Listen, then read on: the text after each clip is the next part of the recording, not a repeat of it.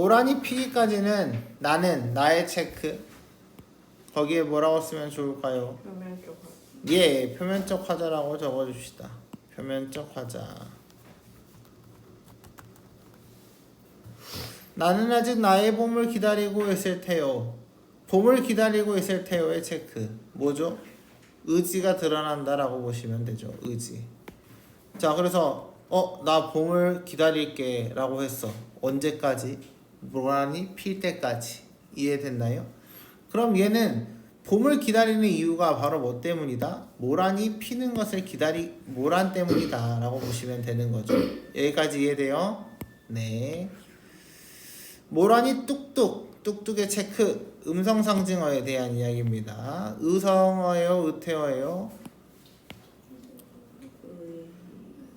네. 의성어? 잠시만. 음성 상징어고요. 여기서는 의태어가 되겠습니다. 모란이 뚝뚝 떨어져 버린 날이라고 했네. 그럼 뭐야? 내가 기다렸던 모란이 뚝뚝 떨어졌으니까 모란꽃이 떨어지는 날, 낙화하는 날이라고 보시면 되겠죠? 거기에 쓸까요? 모란의 낙화. 꽃이 떨어지는 거죠. 나는 비로소 봄을 여인 설움에 잠길 테요. 거기에 체크. 봄을 여인 설움에 잠길 테요. 여의다가 뭐죠? 여의다. 여의다. 그건 야위다. 여의다는 일타, 이별 이렇게 써주세요. 자, 그럼 봅시다. 제가요 맨 처음에 앞에 1행, 2행에서는 나는 봄을 기다린대. 왜? 모란이 피기를 기다려가지고. 근데 모란이 떨어졌더니 내 봄을 잃어버렸다고 이야기를 하고 있지. 그러면 화자에게 봄이라는 게 크게 와닿는 걸까? 모란이 더 중요한 걸까? 모란이 훨씬 중요하다고 이야기를 하고 있는 거죠. 이해됐나요? 그래서 화자한테는 모란 자체가 봄이다라고 이야기를 하고 있는 거예요. 그만큼 모란의 화자의 어떤 그 정서나 중요도가 아주 크다라고 보시면 되겠습니다. 5월 어느 날 그 하루 무덥던 날 그 하루 5월의 체크. 떨어져 누움마저 꽃잎마저 시들어버린다의 체크. 5월이니까 뭐예요? 여름이죠? 여름에 어느 무더운 날 떨어져 누운 꽃잎. 방금 이게 뭐죠? 위에서 모란이 보통 한 4, 5일 피고 꽃이 사라지죠? 한 일주일까지 갔다가 그 떨어져 누운 꽃잎마저 시들어버렸다라고 했으니까 그냥 아예 싹 다 되져버린다 라고 보시면 되겠어요. 천지, 하늘과 땅에 모란은 자취도 없어지고 거기 과정법이라고 되어 있는데 모란은 그냥 원래는 이제 시들었다라고 하면은 잔상은 남는 거잖아요. 근데 이제 그냥 다 없어졌다라고 했으니까 과장이다라고 이야기를 하는 거죠. 뻗쳐오르던 내 보람이 서운하게 무너졌다라고 되어 있죠. 뻗쳐오르던 내 보람의 체크. 너네는 보람이 눈에 보여? 안 보이지? 그럼 이거 뭐라고 하면 되겠어요? 기억나나? 보람이 눈에 안 보여. 이건 구체적인 건가 추상적인 건가? 추상적인 거죠. 그래서 추상적 관념의 구체화라고 설명을 해주시면 되겠습니다.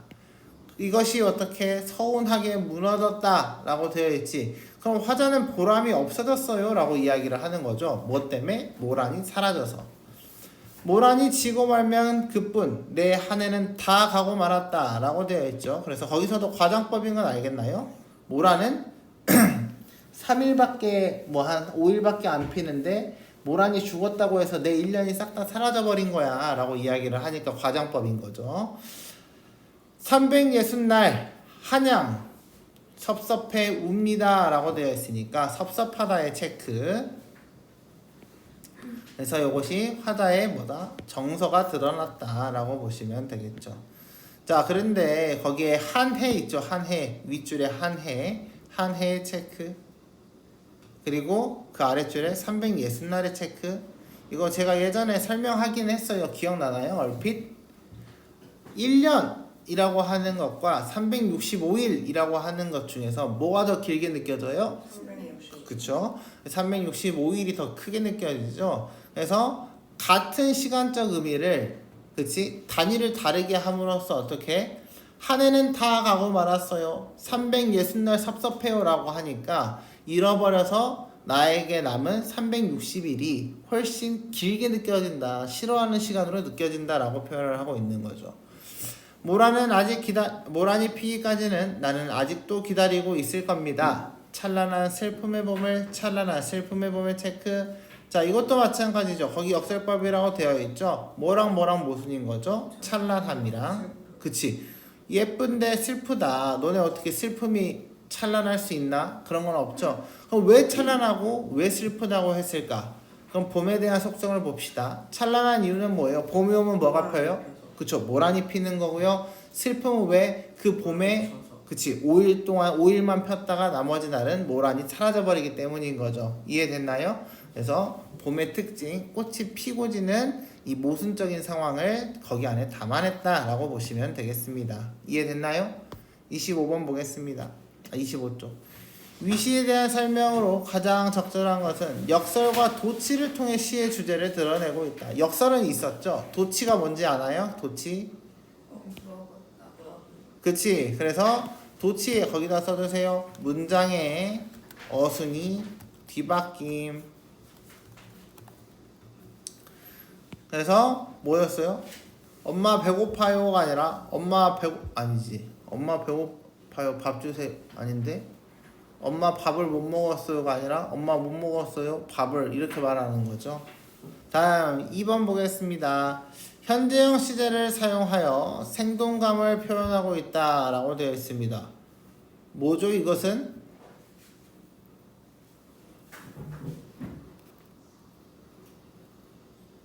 현재형 시제를 사용했다. 맞나요? 없어요. 현재형 시제 없어요. 뭐야 이거 답이 이상한데 이거 누가 풀어놓은 거야? 자 여튼 그래서 2번은 틀렸습니다. 생동감이라는 거 신나야 돼요. 인간과 자연을 대비했다. 대비되어 있나요? 안 돼 있죠. 경어체를 사용하여 봄을 맞은 기쁨을 섬세하게 그려내고 있다. 경어체. 경어체 어딨냐? 본문 쪽에서. 거기 어디 있어? 섭섭해 우옴내다 있죠? 그쵸? 그게 경어체란 말이에요. 근데 중요한 건 이거 지금 기쁜 건가요? 아니죠? 그래서 4번도 틀렸다라고 보시면 되겠습니다. 5번 과장된 표현. 아까 과장법 설명했었죠? 그렇죠? 그래서 자연으로 인한 역경 뭐예요? 모란의 죽음에 대한 이야기죠. 이것을 이겨내겠다라고 했어요. 맞아요? 틀려요? 맞죠? 왜 맞죠? 뒷부분에서 뭐예요? 난 기다리고 있을 거예요 라고 이야기를 했죠. 그래서 저는 존버할 거예요 라고 했으니까 5번이 맞는 말이 되겠습니다. 이해됐죠?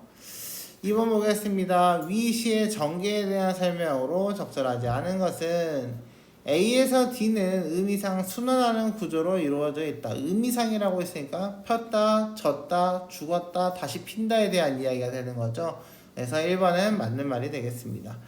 A에서 D는 특정 시어가 반복되면서 긴밀하게 연결되고 있다. A에서 D 특정 시어 뭐예요? 모란 있죠? 그래서 2번도 맞는 말인 거죠. 그 다음에 3번 A가 D에서 유사하게 반복되면서 구조적인 안정감이다. 문장 구조 똑같은 거 있어요? 없어요? 내용 똑같은 거 있었죠? 그래서 3번도 맞는 말이고요. A에 나타난 화자의 갈등 화자가 모란이랑 싸웠나요? 그런 거 없죠? 혹은 내적 갈등이 있나요? 모란을 조질까 말까? 없죠? 그래서 이거 틀렸다라고 보시면 되고요. B에 나타난 화자의 감정이 C에서 구체화되고 있다라고 되어 있으니까 B에 나타난 건 뭐였어요? 보물 여인설은 모란이 죽은 것에 대한 이야기고요. C는 그래서 엄청 개슬퍼요 라고 이야기를 했으니까 5번은 맞는 말이 되겠습니다. 보기를 참고하여 위시를 이해한 내용으로 적절하지 않은 것은 모란이 피기까지는 해서는 모란이 피면 기뻐하고 지면 절망에 빠지면서도 또다시 피기를 기다린다 라고 이야기를 하고 있죠. 특히 부사를 통해 이런 심정이 강조되어 나타난다 라고 되어 있습니다. 삼행의 뚝뚝은 모란이 떨어지는 모습을 바라보는 화자의 안타까움을 강조한다. 자 이제 이런 게 모란이 뚝뚝 떨어져 버렸다라는 게 모란꽃이 떨어졌다라고도 할 수 있고 바라보는 화자의 안타까움을 강조한다라고 표현을 했으니까 혹시 이 뚝뚝이 눈물에 대한 이야기는 아닐까요? 라고도 생각을 해볼 수 있어야 해요. 이해돼요? 그래서 1번은 맞는 말이죠. 사행의 비로소는 모란이 완전히 져버린 것에 대한 화자의 상실감을 강조한다. 그럼 비로소가 어딨죠? 비로소 봄을 여인 설움에 잠길 테요 라고 했으니까 모란 잃어버린 내용이었죠? 2번도 맞는 말입니다.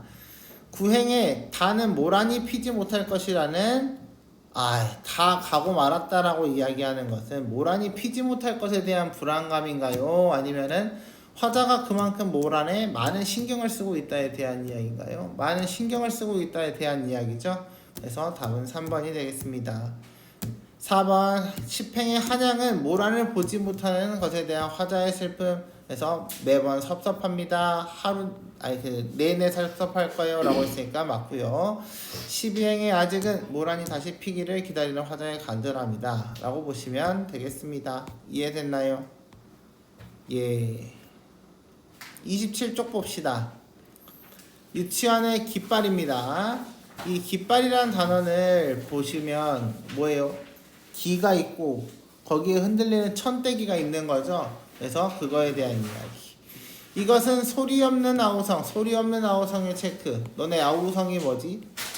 소리 내는 거. 개 소리 내는 거지. 근데 소리가 없대. 말이 돼, 안 돼? 안 되지. 그래서 이것도 뭐예요? 역설에 대한 이야기죠. 저 풀은 해원을 향하여 흔드는 영원한 노스텔지어의 손수건. 그 깃발 나부끼는 모습을 생각하시면 돼요. 순정은 물결같이 바람에 나부끼고 그럼 이 순결이 바로 뭐가 되겠어? 깃발에 맺혀있는 그 어떠한 손수건이나 아니면은 어떠한 그 면에 대한 이야기가 되는 거죠. 이해됐나요? 오로지 맑고 고든 이념의 표대 끝에 애수는 백록처럼 날개를 펴었다. 애수가 뭐냐? 슬픔. 감탄사죠. 누구던가 이렇게 슬프고도 애달픈 마음을 맨 처음 공중에 달 줄 아는 그는 이라고 되어 있죠. 그래서 이제 이런 거죠. 순정이 물결같이 바람에 나부낀다. 소리 없는 아우성이 왜 소리가 없을까? 라고 했다면 원래 이제 깃발이란 것은 깃대가 이렇게 있고 여기에 이렇게 뭔가 나부끼는 거잖아. 그치? 그래서 이게 거기에서 나오는 여기가 어디지? 아까 오로지 맑고 고든 이념의 표대 끝이라고 했으니까 이게 이념의 표대라고 이야기를 하는 거고요. 그리고 이 부분을 지금 노스텔지어의 손수건 그리고 순정, 애수라고 표현을 한 거죠. 자, 그럼 원래 바람이 이렇게 불잖아요. 그쵸? 그러면 원래 이 천대기는 여기에 묶여있지 않는다면 어떻게 돼야 되는 거지? 이 바람을 따라서 날아가야 되는 거지?